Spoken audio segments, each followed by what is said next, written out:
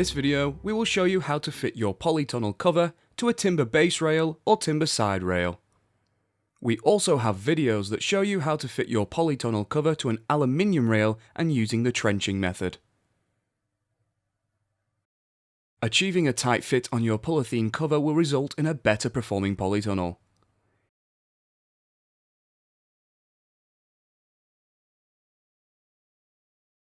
Here are the parts you'll need. We'll start by preparing the framework to be covered. The polytunnel cover is secured to the side rail or base rail and around the door frame by trapping it between a rebate batten and a sheeting batten. Battens are 19mm by 38mm timber and come in 1.8 metre lengths, and you will be required to cut them to size. The battens are secured in place using nails. First, we will fit the rebate batten around the door frame. It is fitted on the outer edge of the frame. Start by positioning a batten horizontally across the door frame lintel. Make one end flush with the outer edge of the door frame post and make a mark on the batten where it meets the outside edge of the opposite door frame post. Cut the piece to size. We need to ensure when fitted, the sheeting batten doesn't protrude the inner edge of the doorpost. We recommend using a spare piece of batten as a spacer. Reposition the rebate batten on the door frame lintel. Position the spacing batten so it is flush with the inner edge of the door frame lintel, and once in position, secure the rebate batten to the door frame lintel with nails. The rebate batten should overhang the outer edge of the door frame lintel by approximately 5mm. Now, install the rebate battens down the doorpost. If you are fitting your polytunnel cover to a side rail, the rebate batten needs to fit between the rebate batten fitted to the door frame lintel and the top edge of the side rail. If you are fitting your polytunnel cover to a base rail, then this rebate batten will extend to the top edge of the base rail. Position the rebate batten and use the spacing batten to ensure it is in the correct position and then secure in place with nails. Fit the rebate batten to the opposite door frame post in the same way and then repeat this entire process on the opposite end of your polytunnel.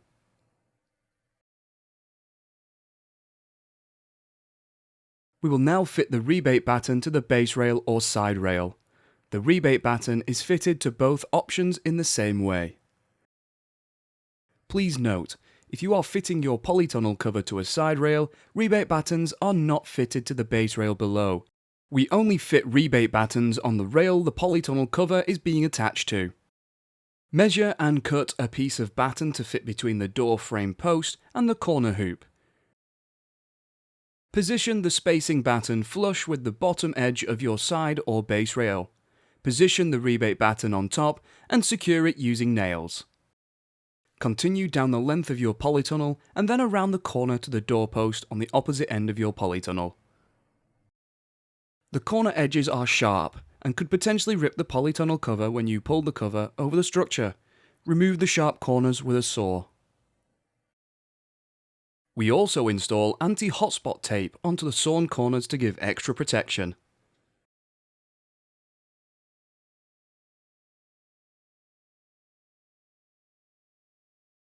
Achieving a tight fit on your polytunnel cover will result in a better performing polytunnel. To achieve a tight fit, we will raise the side or base rail, attach the cover, and then lower it into its original position. If you have ordered side ventilation, the base rail will not need raising. Only raise the rail that your polytunnel cover is being attached to. This process tensions your cover and ensures you have a drum-tight fit. Make a mark on each hoop where the U-clamp is on the corner and intermediate brackets. Then measure up 6 cm and make another mark. Loosen the brackets, lift them to the 6 cm mark and retighten. Repeat this on all hoops. Please note, the nail plate that attaches the corner rail to the door frame post will pivot enough to accommodate this. To help complete this process as quickly as possible, we recommend pre-nailing a number of battens. Ensure the nails do not protrude. Nails should be 10 cm apart. Measure the length of batten that will be required to fit in between the inner edges of the doorpost and cut a piece of batten 1 cm short of this measurement to allow for clearance. Keep these close to hand. You have now completed all of the preparation and are ready to start fitting your polytunnel cover. Anti-hotspot tape should have been applied to all hoops before commencing the covering operation. Ensure you give yourself enough time to complete fitting your cover. This is not an operation to be undertaken alone. We also suggest that this is done on a calm day, as heavy wind and rain will hinder the process. Only begin fitting your polytunnel cover when you are confident that it can be completed without unnecessary interruptions. Although the polythene is very strong and can withstand a lot of abuse, pulling and stretching the cover can sometimes leave finger marks. To avoid this spoiling your polythene cover, try to grip the polythene on the outer edges, somewhere that will be later trimmed or buried into the ground. Check the ground for sharp objects, stones, sticks, etc., which may damage the polythene cover. If you have enough room, roll the cover out down the length of your polytunnel. Each face of the polytunnel sheet is identical. There is not a right and wrong side when choosing which face goes on the inside or outside of the structure. Loosen the folds of the polythene cover. With one person at each end holding a corner, pull the cover taut and begin to slide the polytunnel cover over the hoops. From the corner of the polytunnel structure, walk across the width to the corner hoop. The cover should slide up and over the hoops smoothly.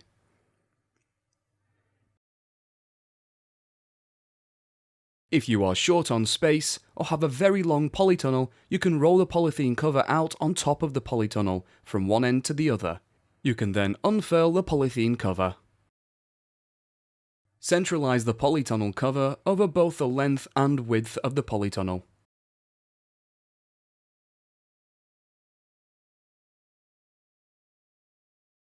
The cover should reach approximately halfway down the door frames. Don't expect the polythene to reach the ground at the door ends. With the polytunnel cover loosely in position, it is time to start securing it into place. At one end, trap the polytunnel cover under the sheeting batten on the doorframe lintel and secure the 15 cm central section, approximately 3 nails. Do not nail the entire length of the batten to the frame at this stage. Now go to the opposite end of your polytunnel. Pull the cover tight along the length. You will need to get as much tension on the cover as possible. A good approach is to pull the cover down and swing into the polytunnel using your full body weight, whilst your assistant positions the second prepared batten and secures the 15 cm central section, approximately 3 nails. We will now fix the polytunnel cover down the length of your polytunnel to the timber base rail, or side rail if you have ordered side ventilation.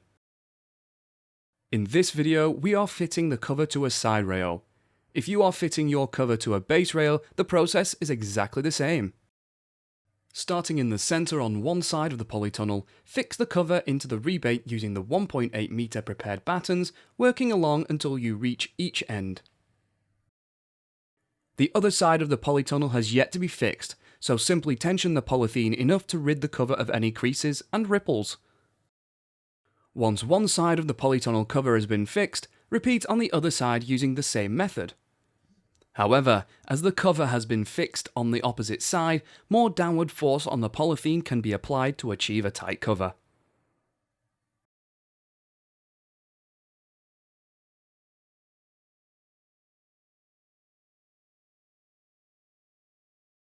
At the corner where the cover has been fitted to the timber rail, below this rail cut the polythene parallel with the end hoop. This frees the polythene at the corner, allowing pleating and fitting to the door frame post. Carefully pull the top door batten slightly away from the doorframe lintel, pull down on the polythene, and begin to tuck the polythene behind the batten. Secure a few nails at a time. Work from the centre to both sides until the doorframe lintel batten is fully secure. Now we will secure the polythene cover to the doorposts. You're looking to achieve consistent pleats. We recommend you do a dry run to gauge the amount of pleats for an even distribution. The pleats start at the centre and dissipate as you reach the straight side of the polytunnel hoop. Position a batten down one of the doorposts and hammer the first 2 or 3 nails in. You will continue to pleat the polythene down the sides. Pull the cover as tight as you can and secure a couple of nails at a time. Keep working down the doorpost. If you are fitting the cover to a base rail, you will secure battens to the bottom of the base rail. If you are fitting the cover to a side rail, only hammer in nails until you are level with the side rail. Repeat this process to secure the cover to the other door.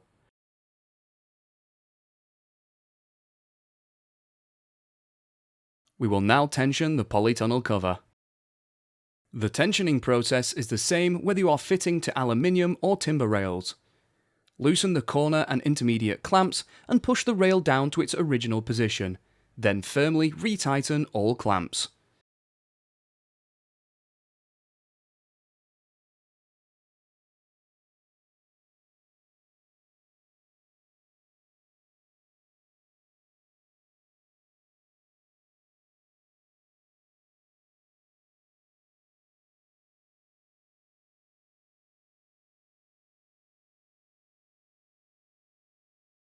Now secure the polytunnel cover to the base or side rails that spans from the doorpost to the end hoop.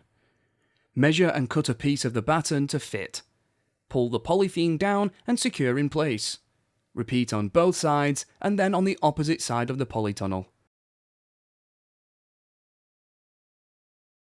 It is now time to trim off any excess polythene. Carefully cut the polythene around the doorframe. If you had fitted your cover to a side rail, cut the excess along the corners and length. Take care not to cut the ventilation netting. If you have fitted the cover to a base rail, some of our customers choose to bury the polythene skirt.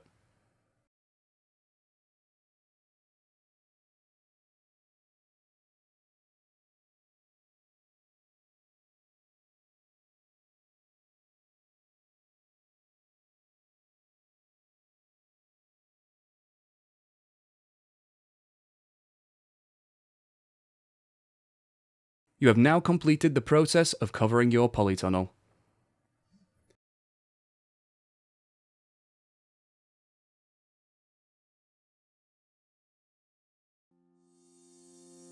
You can find more videos to help you build your polytunnel and construct.firsttunnels.co.uk. We also have a construction helpline if you require any further assistance.